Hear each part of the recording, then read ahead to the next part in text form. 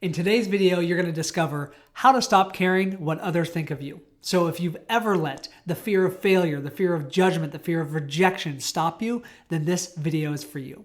And if you stay until the end, I'm going to share with you 4 ways to instantly increase your confidence so that you care even less what others think. So let's dive right in. What's the first key to caring less about what other people think of you? The first key is to know that no one cares. No one cares. I know this is going to feel harsh to hear, but you are not the center of their universe and neither am I. They are. What is the one radio station that everyone tunes into? It's WIIFM, which is What's in It for Me. And I say this not to disrespect you or myself, but to just be honest that people care about themselves. They're so focused on themselves, not in a negative way. It's just human nature. And so they're not focused on our every move like we are, but it feels like they are because we live in this world of social media where we post and we get likes or we don't get likes and we think it means something. But the truth is no one really cares. Whether you're launching a business, whether you're asking this person out on a date, no one cares. They care about themselves. And so when you accept that, you're going to find that you're going to have way less resistance. You're going to wake up and you're going to feel like the weight of the world is off your shoulders. You're going to stop feeling like you're living under a microscope. I've mentored a lot of coaches to start and scale their coaching business. And this is probably the biggest mindset shift that they need to make, is that they're so worried about what their family, what their friends, what their coworkers, what their ex-acquaintances are going to say when they start promoting their business online, when in reality, they don't even notice when they promote it. They don't, because they care about their own stuff. And if they did have a piece of judgment, who cares? It doesn't matter. So that's the first thing, is to recognize that no one really cares. And just by knowing that, you're going to find that you stop caring about what others think. The second thing, especially as it relates to building a business, is to focus more on serving your clients and less on yourself. Right? If you're so overly consumed with how you look and how you're perceived, and listen, I am a recovering people pleaser. This is not easy for me. I'm going to be honest with you. But if you're more concerned about that than helping your clients, you're not going to grow. You're not going to make the impact or earn the income that you want to. So if instead you decide, I'm going to focus out, I'm going to notice what I feel. I'm going to feel it, right? So if I'm going to feel scared, I'm going to feel self-doubt. That's fine. You feel and you process those emotions. But I'm going to focus my energy on serving my audience and helping clients. And when you do that, you find that you care less, or that you find that you actually stop caring what others think. So focus out on your clients. When you make that your intention, the world starts opening up. You take more courageous action. Again, you may not feel more confident in that moment, but you're going to step outside of your comfort zone because it's not about you anymore. It's about them. And think about this. What if you don't do this? What if you have a product or service that can really help somebody and you let your insecurities and your fears and your people-pleasing tendencies keep you from promoting it out to the world? What kind of disservice is that to your clients? Right? And that's a mindset shift that I want you to make in this video. So that's the second key.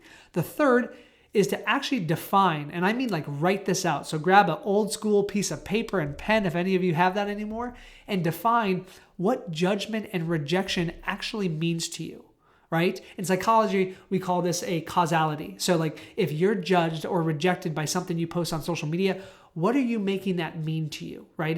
We are meaning making machines, they say. And so if you're making that mean that you're stupid, or that you're not attractive, or whatever that is, that's not a fact. That's actually a story. It's a story that we're making up. And so when we can look at ourselves for those self-sabotage stories, and we can only instead focus on the facts of what is and what isn't, you're going to find that judgment and rejection doesn't really matter. And in fact, you'll get to a point, and this is the best place to be, where you start welcoming judgment and rejection. You see, when I post stuff, I want people to judge. I want them to reject. Because if I don't have that, it means no one's noticing me to begin with. I'm sharing some vanilla message that no one resonates with. But if instead I take a stand and I share something polarizing, not to trigger people, but to just say, these are my beliefs and these are my values, without projecting on anyone saying you need to believe the same way. But if this is my stand, this is what I believe, and other people disagree with it, that's awesome. Because I can magnetically attract those that I repel, right? Like, not those that I repel, but you know what I mean. The more I can repel people, the more I can attract people. And that's the idea. So step one is to, number one, define what is it that judgment and rejection means to you? Like, what does that mean about you? And then, okay, let's look at that. If we reframe that, how much less do you care about it? In fact, how much more do you want that judgment and want that rejection? Think of if you're a coach, think of the most successful coaches on the planet. Think of the people that love Tony Robbins, but also think of the people who hate Tony Robbins. Think of the people who love Grant Cardone, right? But think of the people that can't stand Grant Cardone. These are people that are polarizing. They are polarizing personalities. So again, it requires you to have thick skin, but also not let other people's concerns really bother you. So that's my challenge to you. The fourth key is to choose a private platform. If this is something that what I've said so far in this video is not enough to get you into action, then we're going to start by building your comfort zone, expanding your comfort zone and building your muscle of promoting yourself. And so the simplest way to do that is through a private platform. So instead of going on your personal profile where you have your friends, your families, your ex-coworkers, all the people that you may be worried about what they think, you instead start a private Facebook group or a private LinkedIn group that none of your friends, none of your family, and none of your acquaintances are in. And now, because there's only total strangers there, no one who's connected to you, it may be a lot easier for you to start producing content, for you to start recording a video and posting it. In fact, when I first started my coaching business, I actually created a private group called Test Group that still has 0 people in it. And when I was nervous about putting a piece of content out there, I recorded it live in that group as if people were watching, but knowing that no one would see it. And it just reduced some of my anxiety and stress. And it built my comfort zone. And then by doing that over and over and over again, I said, you know what? I'm going to go live on my personal profile. Or I'm going to go live on my business page where there's a lot of followers. And I built that muscle. So start with choosing a private platform. It's the easiest way to produce content if you are resistant to judgment or rejection or what other people think. The fifth key, and this is personal, is to create boundaries. You see, there was a stage in my coaching business where I was writing this book behind me. Nope, that one right there, The Fearless Mindset. It's a book that I wrote back in 2015.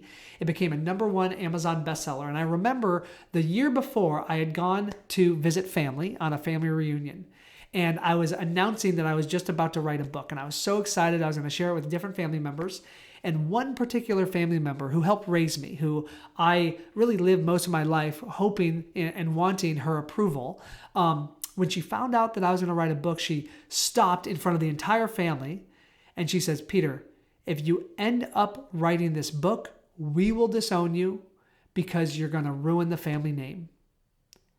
And it was devastating. It hurt. It felt like ripping my heart out. I remember having to excuse myself from the table and go to the bathroom, and literally tears poured out. I broke down because all I wanted was her approval. All I wanted was my family to say, Peter, wow, we're really proud of you.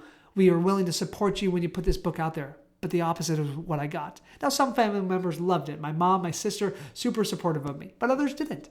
And so the ones that didn't, I had to find comfort with. And what I mean by that is I had to decide to let my mission become more important than needing to make them feel comfortable.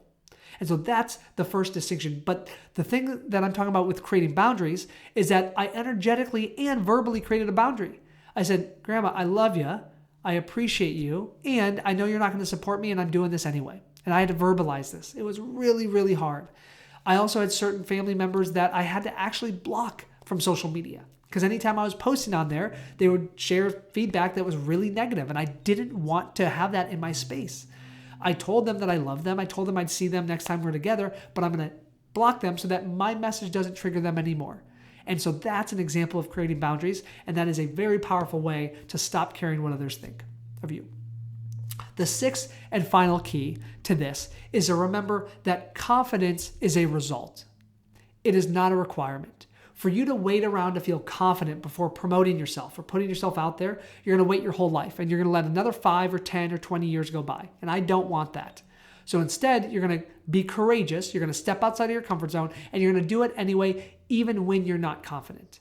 But by doing that over and over and over and over again, one step in front of the other, at the end of the destination, you start to build that confidence. It requires courage to develop confidence, but to wait around for confidence, you're going to wait your whole life. So I just want to remind you of that. So if you feel that inner critic, if you feel worried what other people think, don't wait to feel confident about it. Allow that feeling to be there, feel it, notice it, and do the action anyway. That's the key. And that, with those 6 steps, will be what you need to do to basically get over the fear of what other people think. Okay?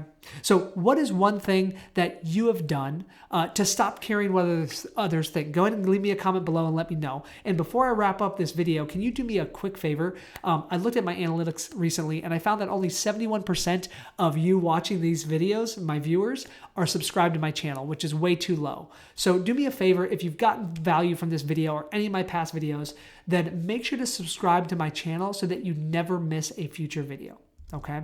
And once you've subscribed, I promise you, if you stay until the end, that you're going to get access to the 4 ways to increase your confidence as a coach. Check out this video up here right now, which reveals to you the 4 ways to increase your confidence instantly. So my name is Peter Scott, reminding you to be here, act now, and fear less.